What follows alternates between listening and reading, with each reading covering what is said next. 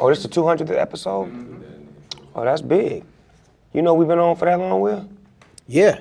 I didn't know it was 200 though. Nigga, we doing things around here. Nigga, I deserve 200, that's like, network. that's some freaking Like Simpsons. good times. That's like Simpsons numbers. Because they be taking a hiatus in the TV world. They be having to take like a 4-month break.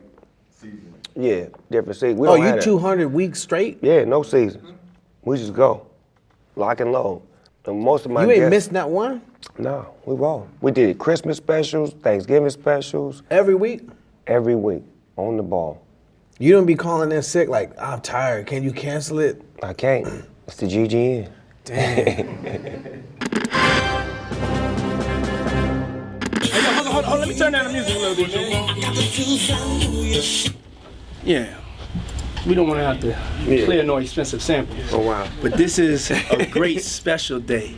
This is the 200th episode. Wow! 200 Your episodes. favorite show, nigga. Yeah, my favorite show. GGN. GGN. And this guy, who doesn't want to... Let's get it. Who doesn't want to hang out with this guy? Get it, man. Yeah. 200th episode. Let's get it. Have fun, man. Let's get the picture for Dawn. Snoop and score. The Jeffersons had 253 episodes consecutively over 11 years, 11 seasons. The Cosby Show had 202 episodes over 8 seasons. Good Times had a total of 133 episodes over 6 seasons and 5 years. And Fresh Prince had 148 episodes over 6 seasons, 6 years. And as we speak, Will.I.Am, you're on the 200th consecutive episode in over 3.5 years of footage from the GGN. So it looks like we're doing pretty goddamn good. That's dope. Congrats, bro. Well, we're moving on up. But the guests, it's just the guests, the array of guests and the scenario, and the weather girls too. My God, have you seen our weather girls? Yeah, I saw the weather girls. Lord have mercy, Jesus. That makes you want to come to work just to see what the weather gonna be. I didn't know whether to come in or whether to stay out with them. They had my weather messed up. But that's what I'm saying. Whether it is or whether it ain't.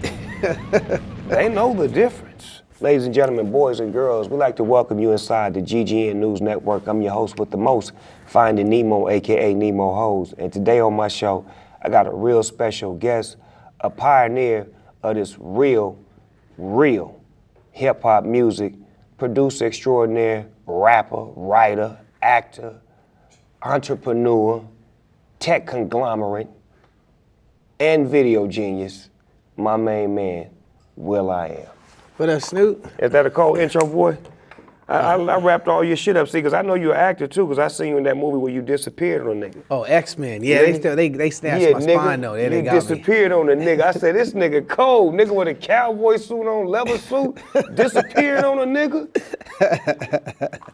Yeah, that was something. I didn't even, the way that came to me was, you know, sometimes you get these gigs and you wasn't even planning for it. That's one of those where it just fell out the sky. And then next thing you know, I had a cowboy hat in Australia filming X-Men with Hugh Jackman and Wolverine. Yeah, acting is fun too because it gives you a chance to fall off into characters that your music may not allow you to fall off into, and to give it more range. Because musically, you got certain stipulations that you will and won't do, but as far as an actor, it's so much range. It's a bigger canvas to paint your picture. Don't you agree? Yep. I'm so focused on this philanthropy and this technology stuff that acting isn't something that I want to do right now. It's not really moving or challenging to you. You don't get a sensation like you do with the humanitarian stuff that you're doing, right? Well, just the tech, every day I wake up, I sit with my team. It started like 20 folks, now we 75. Got a bunch of guys from Bangalore, India. And these guys are so skilled, they can make anything. Mm-hmm. And I'm just really focused and excited about technology and how technology helps the community center that I have there in East LA, the projects that I'm from, in Boyle Heights. I got my kids building robots, they making apps. And I'm seeing how it's, transforming their lives from having they used to have 1.2 grade point averages. Now these kids got 4.0s. They go to China every year to learn Mandarin and Cantonese. See, that's dope, man. That's building dope. robots. How we could change the dynamics of the thinking of the kids that come from the community we come from, with the works that I do with my football league. Yo, I need to get that in my neighborhood. No, you really do. We put 20 kids in Division I this year that came out of my league. And East LA, where you come from, you played, you understand football, you know the dynamics of it, and you know that area needs it. We need to follow up on how I can get me a Snoop league over in East LA. You heard that, right? We got to bring the SYFL to East LA. We deserve that. We're going to bring it to you live and direct. Yeah, this is the 200th episode of GGN. We banging that gangster shit, doing it big. You hear me? So tell us how you got started in music, because I understand that you come from the NWA tree. I know this, but the people out there may not know exactly how did Will.I.Am get started and what were your surroundings when you first got into making hip-hop music. All right, so in 1990 and 1991, there was a club in LA called Ballistics. And people like Twister used to go there. He used to come out here to join this battle. And I used to battle up there, and I used to smoke niggas. Oh, you was a battle rapper? Yeah. Give me a lighter. I like that you said smoke niggas. I gotta smoke while you talking. Continue the story, nigga. I would be smoking fools, and then right around then in 1991, when Dre left. When he left NWA? Remember what Cube left first? Yeah. And then Dre left. Dre left after 100 miles of running. Right. So after that, Eazy E started going out and getting all the new LA dudes. Okay, because he had to match Dre. He had matched Dre. I was 17 years old. And we all was in the same circle, but some went with Dre, some went with Eazy. Yeah, so I was with Eazy. Ain't that about nothing? So Will, we'd have been on your motherfucking ass if you'd have signed that. If you just stayed with them niggas, boy, you already know we was on their motherfucking head. Anything, Bone Thugs, all them niggas, we was on their head. So we got signed in 1992, and Bone got signed in 93. Right, and it came out in 94. And so we was like, we got signed first, how come we ain't coming out? So then Eazy E was like, you're Jerry's group. Oh, he put it on Jerry? No, but we were Jerry's group. So Jerry discovered y'all? No, his nephew, Terry. Terry Heller told Eazy, there's this dude that you need to sign who's beating all these MCs at this rap battle. So they wanted to sign me solo. I was like, no, I'm in a group. You gotta sign my group. Good shit. So they signed my group in 1992. What was the name of the group? At Band Clan. It stood for A Tribe Beyond a Nation. Uh-oh, you was on that Alakazam, Black Power, red, black, and green. We was. Yeah, we was on that. That's a good thing that Eazy was able to even like recognize, like, cause at that time, that's when West Coast rap was at an uproar, cause it was the Good Life. It was all kind of clubs that was going on out here that celebrated battle rap. We was like a West Coast version of De La and Tribe Called Quest, and at first Eazy didn't get it, but Terry and Jerry, I mean, they signed us for $10,000. I remember I came to school with a check. And there was this dude by the name of Ahmad. Remember that song back in the day when I was young? Like, I used to battle Ahmad since the 8th grade. Smoke him every week. Bow, bow, bow, bow, bow. And then I came to school with my check. I'm like, look, I got signed to Ruthless, $10,000. And we thought that was so much money. You know, so we split it 3 ways. I got 3 G's. I went out and got me my yellow Fiero, which is like a broke man's Ferrari. And then I was staying in the projects in Perline, told my mom, ooh, Deborah, Willie got him a nice car. So then my mom like took the car, couldn't use my whip. How old was you? I was 17. Oh, you got punked. You still living in mama house. Hey, you ain't drive. Give me the goddamn kid. Shut up. Exactly. That's exactly what happened. So, but Eazy E, he was cool, man. I was writing. I used to ghostwrite. None of the stuff that I wrote ever came out. But just that encouragement of like, you know, he trusted you enough to write for him. Like, nigga, write for me. Yo, I need a verse here. Or Pat and Jim Bob would be like, yo, Will, Eazy need a verse here. So I would freestyle and then turn my freestyles into verses. But we never came out. And that was a good thing. But the day that, you know, he every March, my birthday March, he used to take me up to Monty's up in the valley. Yeah, the restaurant where you go up to the floor and eat the steaks and all that. So he used to take me to Monty's like happy birthday. And in 1995, my birthday's March 15th, right? So he called me on the phone. He's like, "Hey, Will, I can't go. I'm feeling under the weather. I got bronchitis." And then I talked to him on the 18th. He was like, "Hey, I'm about to get out. MTV really likes y'all's video. When I get out, I want to, we got to think. We have to talk about moving you from Jerry's group to my group over here with me." I'm like, "I'm down. That's what we wanted. That's what we wanted to do when we signed 3 years ago." Yeah, we thought we was with you. A couple of days later, he passes, and the conversation on the phone was not like, I'm not gonna make it. It was like everything gonna be all right. "Yeah, I got bronchitis. I'm coughing." Not, I got that shit. I'm about to be in a coffin. And then we was worried like, "Oh my gosh, we signed a Ruthless. And we finna get fucked over. He not here. Jerry Heller finna take us through the ringer." But the thing was, thank God, my mom didn't let me drive that car.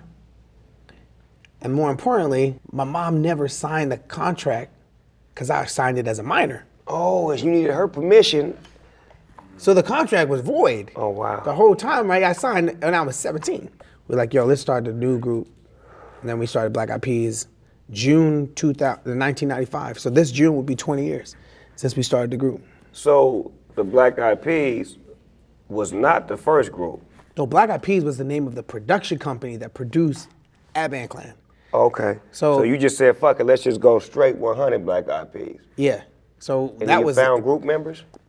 No, so me and Apple was in Ant Clan, and I used to produce. There's this dude that I used to go over his crib. His name is Motivate, and I used to tell him like, "Yo, sample this, make this, loop this." He was like, "I'm tired of you coming in here telling me What to do. What to do. Here, let me show you how to make beats." And that was the last thing he should have did. Oh, wow. Cause then from there, I ain't I'm never heard one of his beats yet. Actually, no. The writing of the hooks, we used to make, like, our songs were real abstract over at Ruthless at Band Clan. And so then we would try to get signed, and this dude by the name of Big John. Remember Big John at Big John, EMI? the publishing dude.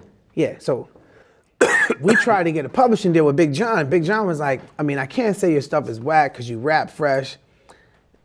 It's just not tangible. So I'm like, tangible? So what the hell is a tangible? I didn't even know what tangible meant. So I went to the house, looked it up in a dictionary, and I saw tangible meant something with a handle, something you could grab a hold of. So from that point on, I'm like, I'm gonna write the sickest hooks. I don't want to try to battle rappers no more. Why? I want to battle hooks. Mm-hmm. I want to have hooks. I want to have the best hooks. I'm gonna be the hook master. I'm like freaking Captain Hook up in this piece. I'm hooking them. Mm-hmm. You're never gonna catch me hookless. And what was the first one that was the one? Joints and jams. That's the joint. That's the jam. Turn that shit up. Play it again. Right? I was like, that's a hook. Man, this is easy. Let's get it started. It's just 4 hooks. Mm-hmm. No, I'm sorry. I got a feeling it's 4 hooks. The whole song is just a hook. Is that the biggest Black Eyed Peas song? I got a feeling it's the biggest. It's one of the biggest songs in the world. Oh yeah. But for me, yeah. For us, yeah. You niggas was on the Super Bowl. And that was big for us. My grandma came, and my grandma never wanted to leave the projects. Right? My uncle wanted to, always like, "Mom, I'm gonna buy you a house." "Boy, you ain't buying me. I ain't leaving these projects. Your daddy fought in the war for us to live in these apartments. In these nice apartments. Right? Because you gotta think, like, we the first family in the projects. Yeah, that was apartments. That was y'all niggas was the Jeffersons. So you know what I mean? Your grandfather went to war, came back from war, and there was housing for veterans. Mm-hmm. But then it got bad. One time I came from tour. And then she was like, "Willie, they crazy. They just walking shooting now. They ain't even drive-buying. They just walking shooting." I was like, "Nanny, it's time to go." Did you get her out of there? Yeah, we went from the drive-bys to rabbis. They over there with the Jews. I moved it with the Jews. Hey guys, I'm Stormy Fronts, and I'm gonna give you the weather today for Phoenix. It's hot. It's freaking sweaty. I do not like sweaty balls. So do not come try to holler at me if you have sweaty balls today. Okay, because I'm just gonna give you this. And then I'm gonna walk. And then you'll be like, damn, I just missed out on that. But yeah, because you got sweaty balls today. So make sure you put like a sock under there. That might help. Maybe bring that little fan that, you know, put some baby powder. Baby powder will work. I'm Stormy Front.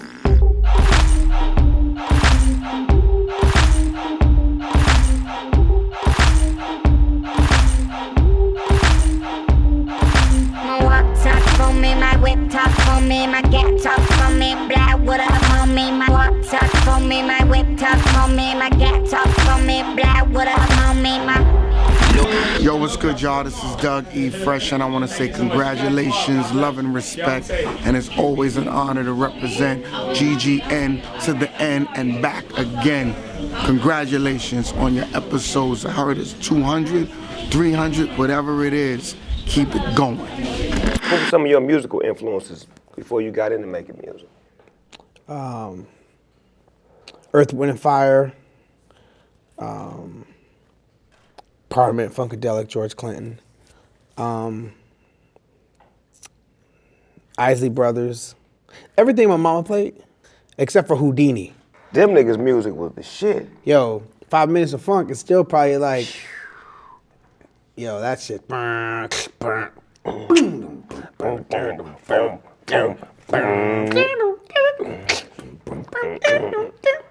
Well, the party didn't start till I walked in, and I probably won't leave until the thing in. But in between time and in between time, you do your thing and I do mine. Oh man, that thing, how old was I? I had to be like 9.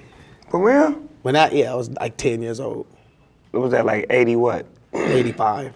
Okay, yeah, I was 14. I was playing Little League football, riding on the swing, trying to mack a bitch. You understand me? Trying to get some braids in my hair, wearing church socks on the top of tube socks. You know what I'm saying? For real. Yeah. Hair nets, curl bags. No, I was, we would go to the Sloss and Swap meet and get a kitty kit and an S-curl that didn't work on my hair, and I would be sitting in the kitchen talking about my burns, and then the S-curl will only work for about a good 3 hours and then just snap up. That's why I was like, I'm just gonna get dreadlocks. Fuck it. And Lock him up. So then when I cut my dreads off, like my first haircut ever in the 9th grade was a Gumby, because I used to love Kwame. Kwame was the thing that made me want to rap, He was the shit. right? The rhythm. Do-do, do-do, do-do, do-do. Do-do, all right.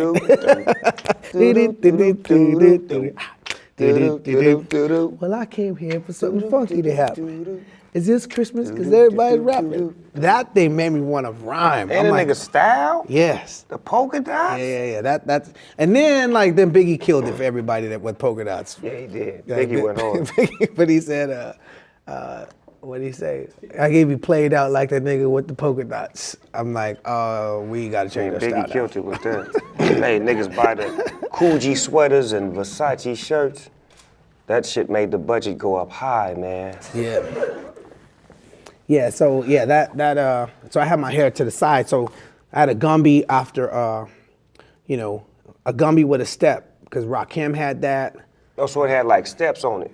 I had a Gumby, similar to how it is right now, right? This way. Mm-hmm. So Rakim had it like that, and then Tupac and Juice, he had his like similar to that, and then Bobby Brown had his, right? So Bobby at Brown that, shit was tight. Yeah, so I was Every like, little step I take. yeah, when he did, she did that little That dance. nigga, I Yeah, can't anyway. sleep at night. That nigga shit was hard. Yeah, well, you come from a long line of this shit, man. That's why your shit is so dope. Motherfuckers just think that you just caught a vibe, but they don't understand you come from the origins of this West Coast hip hop shit. You was able to be around some of the beginners, some of the motherfuckers who helped bless the foundation. That's why your shit got a texture to it. Like, even that shit you played me that night, that gangster shit you played me, like, you be having a texture on your music that's just like, it's so mass appealing. Where you get that from? What do you attribute that to? Just a student, and like, I always told myself, like, you can't say something's whack if you don't know how to do it. So if somebody played me something and they say, what do you think? And I'd be like, oh, that's whack. I can't really say it's whack if I don't know how to make that, right? Then I just have an opinion. So I could say something's whack if I say, oh, I know how you made that. Ah, man, that's so basic, that's whack. Tell us about the Pulse wearable smart band. What is that? Oh, so this thing right here, that the company that I created, it's a computer on the wrist. So I can make phone calls without, there's a lot of companies that got like, these watches that talk to phones. But this doesn't need a phone for it to operate. It got a SIM card. So you could do things like, who killed JFK? Harvey Oswald. Oh, she know that. We know that. But for the fact that my phone knows it. Let me see. Bitch, I knew that already. So if you Did you ask the bitch, is pimping and hoeing the best thing going? So we got Instagram on it. We got Instagram on it, Twitter. So if I say That shit tight as a motherfucker. compose tweet, Sure. What's your tweet? hanging out with the big homie Snoop Dogg. Here's your tweet. Should I post it? D-O-W. Yes, it got the D-O-double-G right, homie. It just didn't say dog. It said D-O-double-G. Wow. The bitch is smart, man, I want to say. I mean, you really trained her, man. What's up, y'all? It's Jermaine Dupree. I just want to say congratulations to my nigga Snoop on 200 episodes of GGN. And what's crazy is I ain't even been on that motherfucker yet. Damn. But we inside the Smoker Studio, everyday people, AKA real nigga shit. I'm gonna ask you some questions you can answer to the best of your ability. What's the first thing you do or think of when you wake up? What my schedule is? Hot or cold? When I'm sleeping, cold. In-N-Out or Fat Burger? None of them. Favorite pair of shoes all time? The ones I make. Megan Good or Megan Fox? Oh, both. Black or brown? That's the same. They both in prison. we both locked up. If you could have a superpower, what would it be? Other than the one I already got. A superpower like Iron Man or Batman or Superman, if you could have one of those. Well, Iron Man, he just had access to technology. He didn't really have a superpower. He could just make gadgets. The nigga could fly too and fight good too. He made a machine that make him fly. He just a regular nigga. Okay, so what would be your superpower to give you the extremist? That's why I said, other than one that I already got, I'm about to make me, I'm gonna be the first, I'm Tony Stark. I'm gonna make me a suit. Watch, you'll see like 10, 20 years from now, I'm gonna have me a flying jacket. We're gonna send Will.I.Am to fight for the universe. Real shit, Him in that man. magic Shoot. coat. And Batman, think about Batman. Batman was just a dude that had gadgets too. Bruce Wayne had a lot of money too. See, hey, that ain't nothing but a time waiting, hustling, doing the things you're gonna do, and then finally you get that and you double up by inventing things that people want. Okay. Batman and Tony Stark, the same thing. It's a They dude are. with money. I'm bored. Let me make some stuff, prototypes, and go out in the world and show people my prototypes and save motherfuckers. Right? And then the villains pop up. And then the villains pop up because they mad because that nigga got fancy cars and fancy robotic suits. The same with Peter Parker too, right? Spider-Man, no, he got bit by a spider. And now, right, he's a mutant. He mutated into like, he got shit coming out of his wrists. He got worried about that nigga with that half face. He ain't came back yet. Cuz with that half face that flipped the coin.